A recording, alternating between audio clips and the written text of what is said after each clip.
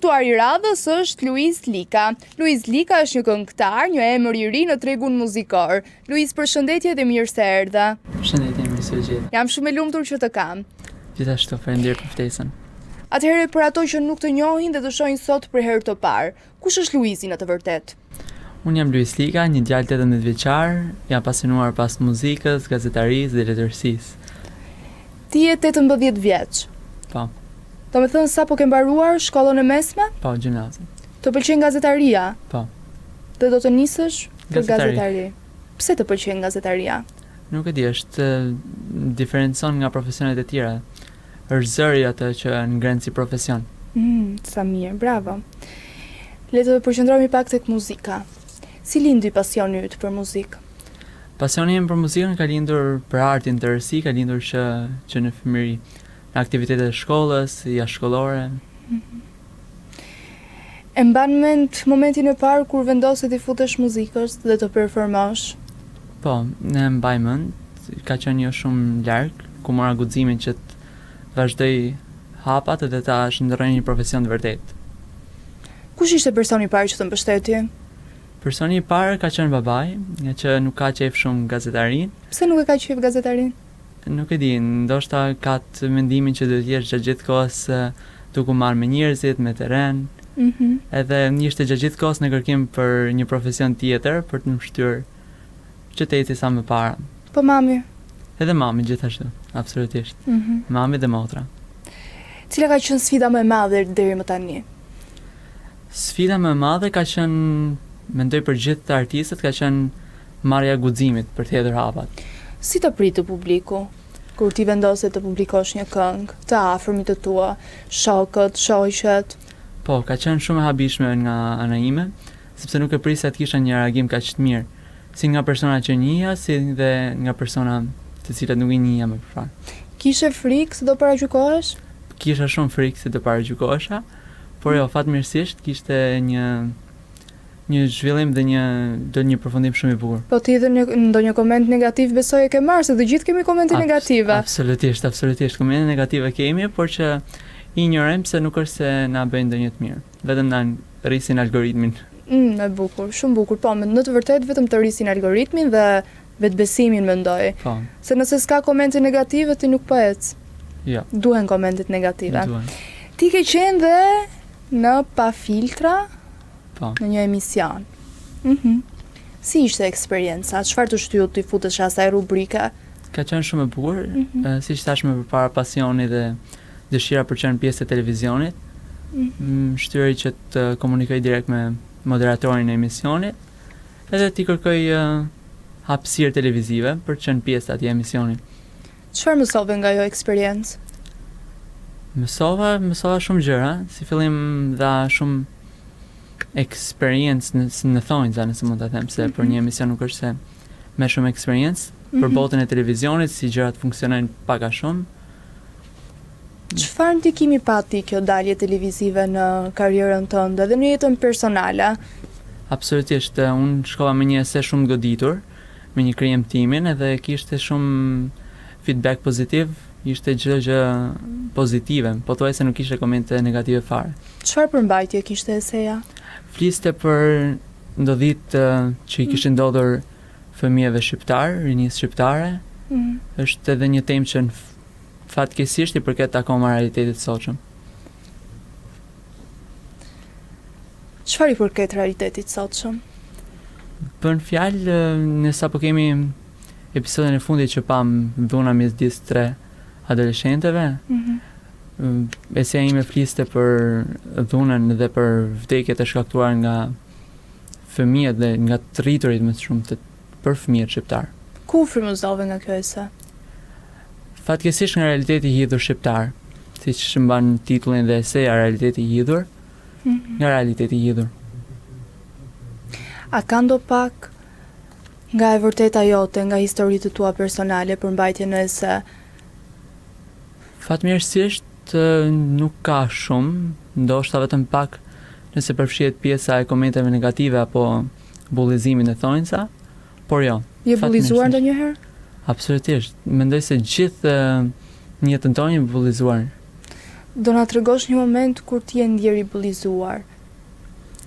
Po, jam ndjer i bullizuar kur kam shfaqur talentet e mia, kur kam shfaqur aftësitë e mia për rrethin e ngushtë shoqëror, mund të flesim. Por që nuk përpiqem t'i mbaj mend dhe as t'i rikujtoj, sepse thjesht janë momentet të shkuarës. Gjë që cila i kanë vërtetuar në momentin që unë përfomosha, persona që më bullizonin, filmonin dhe duar tërkisnin për arritjet e mia. Dhe kjo të motivoi më shumë për të ecur përpara. Absolutisht, dhe për t'i ignoruar plotësisht komentet negative. Çfarë do t'i thojë dikujt që ndihet i bullizuar? Thjesht ndiq ëndrat e tua, mos lër askënd të ndikoj edhe një ditë do arrish shumë lart. Pas emisionit, të njohën më shumë njerëzit? Po, më Po njoh. bëre më i famshëm. Po, që të nesërmen kur shkova te shkolla, kisha njerëz të cilët më ndalonin rrugë dhe më thonin ti je ideali që kemi parë në televizor. Si ndihesh në këto momente kur të njohin? Ndihem shumë mirë, më duket pak e habitshme, sidomos dhe mas këngës.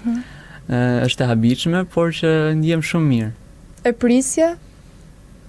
Të pëlqen fama? Jo kaq shumë, nuk e prisja, por që fama më pëlqen. Kujt nuk i pëlqen fama? Atëherë të flasim pak për projektin tënd më të ri, muzika Najher. Si lindi kjo ide? Ky tekstin vetë e ke shkruar? Jo, tekstin e ka shkruar producenti OMG Dio. OMG Dio, që OMG Dio i përshëndesim. E përshëndesim. Është fantastik. Absolutisht një djalë i mrekullueshëm, ka qenë më shumë se një producent, ka qenë një shok, një mësues shumë i mirë. Si lindi ideja e kësaj muzika?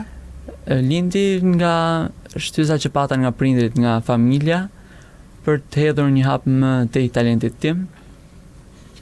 Çfarë mesazhi ke dashur të përcjellësh në vijat melodike të kësaj muzika? Tani kënga është dashurie, mendoj se gjithë jemi lënduar një herë në dashuri, në mos do lëndohen gjithë. Je lënduar ti? Jo, se të lëndohem. Po ti thej të gjithë mendoj se jemi lënduar ndonjëherë, ti je lënduar apo jo? Po, gjithë mendoj se jemi Po kush është ajo që të lëndoj? Pse të lëndoj? Si të lëndoj? Na tregoj ti për dashurinë. Na tregoj se të gjithë jemi kurioz tani kur bëhet fjalë për dashurinë, sidomos kur një mashkull është i lënduar nga dashuria, është shumë tërheqëse. Se meshkujt zakonisht nuk e pranojnë kur as se janë të dashuruar, as se janë të lënduar nga dashuria. Kështu që ti do na flasësh pak. Po, unë ju flas. Po të dëgjojmë. Atëherë, mendoj se gjithë, siç e thash dhe më parë, lëndon nga dashuria, disa kanë egon një çik më të lartë që nuk e pranojnë, disa të tjerë që e pranojnë me vështirësi, asnjë nuk e pranon shumë lehtësisht. Ti e pranove me vështirësi? Po, me vështirësi. Po nuk ka gjë. E ke haruar? Po, ka kaluar. Edhe u frymëzove pak?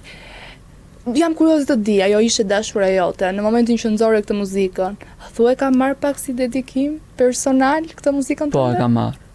Të ka shkruar? Ka shkruar. Edhe? S'kishte më këpim? Jo, mirë pash. Sa i vendosur je ti në momentin që thua stop, nuk ec më kjo gjë? Me raste, me persona. Me persona? Me të ishte dashur në fjalë? Për cilin është dedikuar kënga? Kënga që nga një dedikim, do me thënë. Po, kënga është një dedikim. Nuk ja kam pranuar askujt, as rreth tim të ngushtë shoqëror, po. E pranon këtu në vaj me Kleakica. Po, kënga është një dedikim edhe mund të them se jam i vendosur me persona. Në këtë rast, jo dhe shumë. Dashuria të verbon. Sa e vërtet është kjo? Është shumë e vërtet. Çfarë të ka verbuar ty? Dikur, tani. Tani i ke hap syt. Po. Tani ke dalë në horizont. Doja të di se sa kohë desh për të realizuar këtë projekt. Është deshur me Dion duke bërë disa pauza të shkurtra që unë ndjesha në formën time më të mirë, është dashur diku te 2 muaj, 3 muaj, jo më 2 muaj. Po xhirimi i videoklipit si të shkoi? Shumë mirë, kam punuar me një ekip shumë fantastik, me një ekip shumë të lehtë që bën punën shumë të lehtë dhe shkoi shumë mirë. Kishe femra në videoklip? Po, kisha. Si të shkoi? Shumë mirë. Ndiqemi edhe në rrjetet sociale tani. Sa E dini ishe dashura këtë? Të faktin? Ta marrë vesh tani. Ishe dashura është ishe dashura. Ishe dashura, është shumë e vërtet kjo. Tani, kemi ndonjë projekt të ri nga ana jote? Po punojmë si nga ana e producentit, Dio. Producenti vazhdon të jetë Dio. Po. O Zoto Dio. O Zoto Dio, nuk e di se sa talente të tjera do të nxjerrësh dhe ne jemi shumë të lumtur që në Shqipëri po dalin çdo ditë më shumë talente të reja në fushën muzikore, por që një arritje e madhe shkon dhe për producentët. Absolutisht. Producentët janë ata që ruajnë rolin kryesor, pavarësisht sa talent mund të kenë, nëse nuk ke një mësues të mirë, një udhëtar të mirë. Kuptoj. Doja të di se cilët artistë të kanë frymëzuar më shumë. Tani kur unë kam shkuar në studio për herë të parë, kam provuar me këngën e Bardhit. Edhe Bardhi është një artist, një djalë mbi gjitha me shumë vlera. Unë nuk e njoh personalisht. Me çfarë ke parë? Po, me çfarë ka qenë në reality show? Po. Edhe mund të them që mendon si i përshtatesh Bardhit pak në karakter, në tip? Nuk e di, pa njohur Bardhin nuk mund të. Duke që çik impulsiv, ti je impulsiv apo je kështu i qetë? Jo, i qetë deri në momentin që mbushet kupa, pastaj. Pastaj nuk kush është ky? Tërbohu. Atëherë nëse do kishe mundësi të bashkëpunoje me një artist shqiptar, cili do ishte ai? Ti the për Bardhin pak më parë? Po, Bardhi. Veç Bardhit. Bardhi kemi këngëtar shumë të mirë edhe Yll Limanin. Ti do me thënë je më shumë tek pjesa e baladës? Po, baladës. Yllin, po me ndonjë reper kështu. Se janë të lezetshme këto miksimet, pak balad, pak rap. Zgjedhim një vajzë. Okej. Me Ronelën. Ronela. Të pëlqen Ronela? Po, shumë. Bëja një thirrje direkte Ronelës. Ronela. Një bashkëpunim. Po, këtë përgjigje ndje. Shumë bukur, shumë bukur. Po për vajzën shqiptare më të bukur, kë do vlerësoje më shumë për bukuri? Them një pyetje një përgjigje shumë klishe ndoshta, por që shumë e saktë.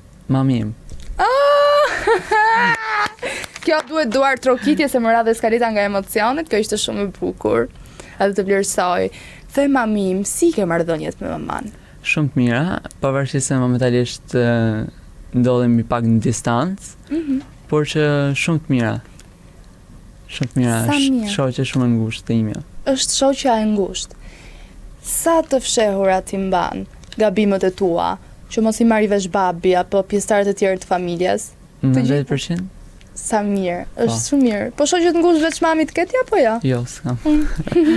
Tani do të kalojmë në një rubrik tjetër. Unë kam përgatitur disa pyetje të shpejta për ty. Kënga që dëgjon më shpesh? Mjegulla nga Yll Limani. Studio apo sken? Sken. Ver apo dimër? Dimër. Kafe apo çaj? Asnjëherë. Mëngjes apo natë? Natë. Një artist që admiron? Nuk është se kam admirim është fjalë e madhe. Një ëndër që dëshiron të realizosh? Të kem një emision timin e modernim edhe të eci sa më shumë në muzikë. Bjonda apo Bruna? Bruna. Po pse Bruna? Nuk e di, një artist shumë i mirë i imi, i gjithë dhe jo imi, ka thënë she's bad brunette dhe flokët e gjatë. Po ja kopjoj pak. Atëherë 3 fjalë që do e përshkruaje veten. I gudimshëm, sidomos mas orës 12 natës, shumë i gudimshëm. Pse çfarë të bën të gudimshëm pas orës 12 natës? Nuk e di, gjitha vendimet e mia të rëndësishme i marr mas orës 12 natës. Po tjetër çfarë bën pas orës 12 natës? Gjumë. I gudimshëm? I gudimshëm, ëndrrimtar, edhe emocional. Emocional? Po. Kur je më shumë emocional? Nuk e di, unë emocional shumë kot, shumë pak. Shumë pa lidhje. Shumë pa lidhje. Është shumë bukur të jesh emocional. Tani, për mbylljes së bisede kaq të bukur, të pëlqeu i herë? Po, shumë bukur. Po emisioni Vibe, çfarë vibe të dha? Shumë pozitiv. Energji dhe kimi shumë e bukur. Pa fjalë. Pa fjalë. Emisioni Vibe është krijuar për të dhënë zë artistave të rinj, çdo kujt që ka një talent që jo nga të gjithë vlerësohet. Edhe unë jam shumë e lumtur që deri në këto 20 episode, më fal, kam pasur dhe artista të rinj. Kur unë kam arritur të njoh, jo vetëm ato që kam parë nga rrjetet sociale, nga YouTube i kam dëgjuar, por kam njohur shumë artista të rinj, të talentuar, dhe jam shumë e lumtur për këtë. Jam shumë e lumtur dhe për ty dhe të uroj shumë sukses dhe mendoj që ti do të arrish. Në momentin që ti ke një ëndër dhe e ndjek atë deri në fund, pa marrë parasysh paragjykimet, pa marrë parasysh asgjë tjetër, thjesht të ndjekësh ëndrrën tënde, do t'ja dalësh. Shumë faleminderit dhe për emisionin, për ftesën edhe për gjitha fjalët e mira. Tani një mesazh për të gjithë bashkëmoshatarët e tu apo një artist të rinj që do t'ja japësh ti. Si fillim, duke u lidhur dhe me ngjarjet që kanë ndodhur ditët e fundit, duajini njëri tjetrin. Jemi shpresa e vetme për ta bërë këtë këmbë dhe për artistët e rinj mos ndaloni se luftuari kurrë për ëndrat e juaja. Tani do ta mbyllim me një zemër për të gjithë. Absolutisht. Kjo është mbyllja më e bukur. Ju pëlqeu kjo video? Atëherë bashkohuni me ne.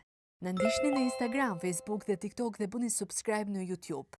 Klikoni like dhe share dhe aktivizoni njoftimet për të mos humbur asnjë video të re. Faleminderit për mbështetjen.